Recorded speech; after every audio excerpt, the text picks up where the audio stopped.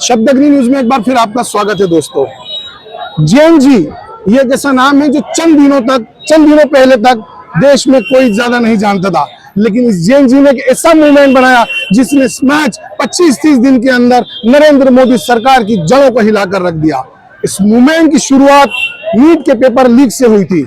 उसके बाद दिल्ली के जंतर मंतर पे जो हुआ वो तमाम देश ने देखा, और वही जंतर मंतर आज इंदौर की सड़कों पर उतर कर आया। भंवर कुआं चौराहे से जब केंद्रीय की शिक्षा मंत्री ने इस्तीफा दिया तो ये सरकार के खिलाफ जो स्टूडेंट बैठे थे उन स्टूडेंट का उत्साह देखने को मिलता है। केंद्रीय शिक्षा मंत्री ने इस्तीफा दिया, क्या कहना चाहेंगे आप?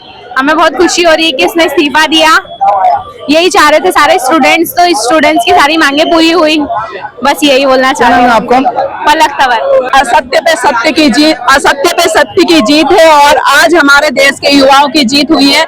आज उन्होंने जो हमारे उन लोगों के साथ अन्याय हो रहा था उस अन्याय के खिलाफ अपनी जीत को हासिल किया है। इससे देश के प्रधानमंत्री जी को शायद ये सबक मिला होगा कि वो उनकी मनमर्जी नहीं कर सकते, वो अपनी हिटलर साइड नहीं चला सकते हैं। देश के युवा जाग चुके हैं और वो अन्याय के खिलाफ हमेशा संघर्ष करते रहेंगे। मैं वार्ड क्रमांक 76 से पार्षद सीमा सोलंकी।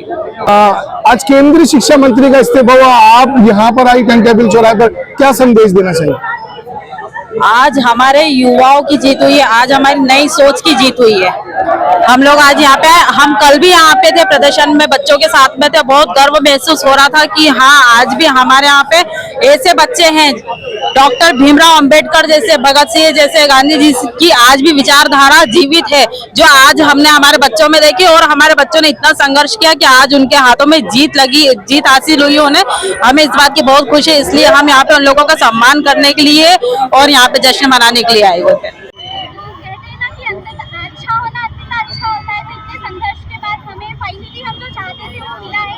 उम्मीद करते हैं कि जो नेक्स्ट एजुकेशन मिनिस्टर होगा वो अपना काम भी ऑनेस्टली करे, क्योंकि उनके एक जो काम दिया गया है उनके सही से ना करने पर ना जाने कितने स्टूडेंट्स की जान गई है। So I was a NEET aspirant में समझ सकती हूँ कि कितना स्ट्रगल करना पड़ता है, फिर भी वो चीज़ हमें नहीं मिल पा रही है। तो आगे से यही आशा और उम्मीद है कि जो भी एजुकेशन मिनिस्टर हो या जो भी गवर्नमेंट है वो अपना काम भी ऑनेस्टली और अच्छे से करे। और बहुत खुश है हम कि फाइनली हमने जो इतना हार्ड वर्क किया था, प्रोटेस्ट किया था, पिछले 24-25 दिनों से वो सफल हुआ। और पिछले 25 दिन से स्टूडेंट्स का एक मूवमेंट चल रहा था जी, कामयाबी की तरफ उम्मीद की नजरों से देख रहे थे। अब स्टूडेंट को कामयाबी मिली है, धर्मेंद्र प्रधान ने इस्तीफा दिया, आप क्या कहना चाहेंगे? ये सभी स्टूडेंट की, सभी छात्र शक्ति की, युवा शक्ति की जीत है। और लगातार दिल्ली हो चाहे इंदौर हो, इंदौर में पहले दिन से हमारे साथियों ने आज शुरुआत की थी। लगातार यहीं वो दोनों छात्र बैठे रहे थे और उन्होंने अकेले इस संघर्ष को प्रारंभ किया था, लेकिन साथी थे, हम सभी साथियों ने आंदोलन प्रारंभ किया था। इस्तीफे की इसलिए थी कि ताकि हम उत्तरदायी सरकार की स्थापना कर सके और कहीं ना कहीं 21वीं सदी का पहला युवा क्रांति आंदोलन रहा जो व्यापक रूप से हर पूरे देश में फैल रहा था। इस्तीफा देने के कारण पूरी युवा क्रांति और आगे भी इस तरह की जवाबदेही सरकार चलती रहेगी, हमें उम्मीद है। जय हिंद। मेरा नाम आशीष यादव है। केंद्रीय शिक्षा मंत्री धर्मेंद्र प्रधान का इस्तीफा हुआ, क्या बोलना चाहेंगे? सबसे पहले तो इस देश के युवा लड़कों को, यंग लड़कों को, जेएनजी को बहुत बहुत बधाई। ये लड़ाई केवल जेएनजी की नहीं है, देश के लोकतांत्रिक देश की लड़ाई है, देश के संविधान की लड़ाई है, देश के समानता की लड़ाई है। जिस तरह जेएनजी ने इस लड़ाई को लड़ा, नफरत की राजनीति को बुलाकर, नफरत की राजनीति के झंडे को उखाड़कर और केवल जय भीम के समानता के नारे के साथ ये लड़ाई लड़ी।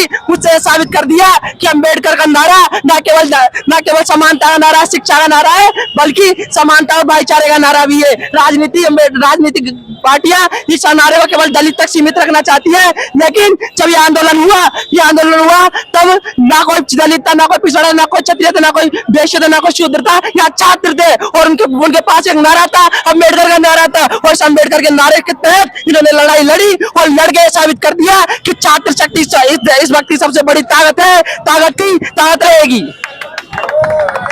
जब भी कोई मूवमेंट्स होता है अक्सर सरकार की तरफ से उसको डाइवर्ट कर दिया जाता है, उसको जो हिंदू मुसलमान का रूप दे दिया जाता है। इसको कैसे मैनेज किया छात्रों ने?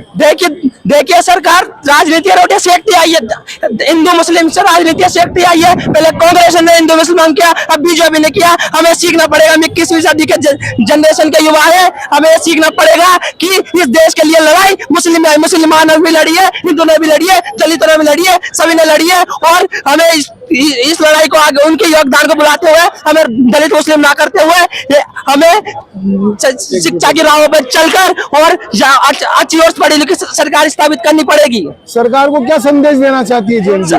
सरकार को हम यही संदेश देना चाहेंगे कि आप अपनी जातिवादी राजनीति को छोड़कर शिक्षा, समानता और भाईचारा की राजनीति कीजिए और समानता की राजनीति कीजिए।